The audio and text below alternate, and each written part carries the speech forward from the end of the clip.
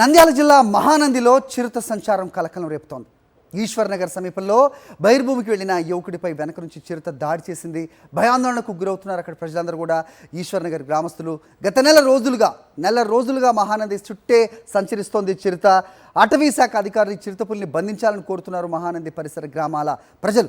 ఇదే అంశంపై నంద్యాల జిల్లా మహానందిలో చిరుత సంచారానికి సంబంధించి అప్డేట్స్ మా కరెస్పాండెంట్ లోకేష్ అందించడానికి సిద్ధంగా ఉన్నారు.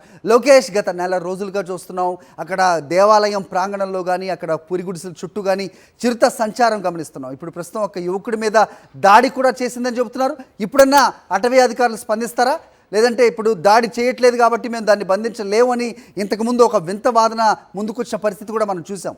ఇప్పుడేంటి వాళ్ళ వర్షన్? అటవీ అధికారులు స్పందించడం అనేది కరువైందని చెప్పవచ్చు. ఎందుకంటే ఇక్కడ ఉన్న స్థానిక ప్రజలైతేనేమి, ఇక్కడికి ఆ టెంపుల్కి వస్తున్న భక్తులైతేనేమి ఎంతో ఆందోళన చెందుతున్నారు. ఎక్కడ తమపై ఈ యొక్క చిరుతపులి దాడి చేస్తుందనే ఒక భయం అనేది ఈ యొక్క ప్రాంత వాసులకు కలుగుతుంది. ఎందుకంటే మనం చూసుకున్నట్లయితే ఇక సిరివెల్ల మండలం పచ్చర్లలో ఒక మ్యాన్ ఈటర్గా మారింది చిరుత. వాటిని బంధించినప్పటికీ కూడా అటువంటి చిరుత ఇక్కడ తమపై దాడి చేసే ప్రయత్నం ఉంది.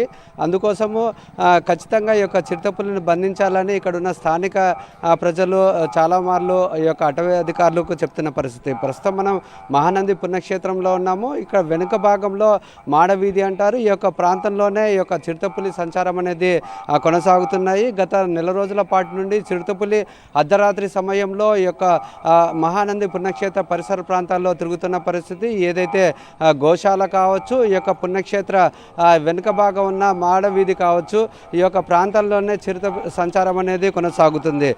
తరచుగా ఈ యొక్క చిరుతపులి రావడం అనేది ఇక్కడ ప్రాంతవాసులకు ఆందోళన కలిగించే విధంగా ఉన్నప్పటికీ కూడా అటవీ అధికారులు స్పందించలేని పరిస్థితి. ఈ యొక్క చిరుతపులిని బంధించాలని చెప్పినప్పటికీ ఈ యొక్క బంధించడానికి బోన్లు తీసుకొచ్చినప్పటికీ కూడా వాటిని ఏర్పాటు చేయలేదు. ఆ చిరుతపులిని బంధించడం అనేది జరగలేదు.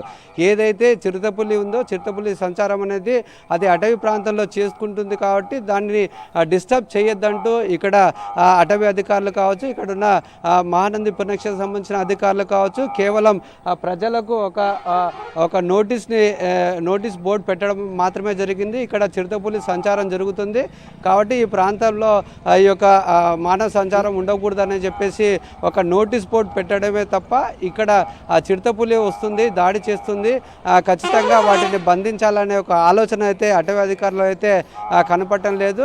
ఆ విషయం చాలా స్పష్టంగా అర్థమవుతున్న పరిస్థితి అయితే కనపడుతుంది.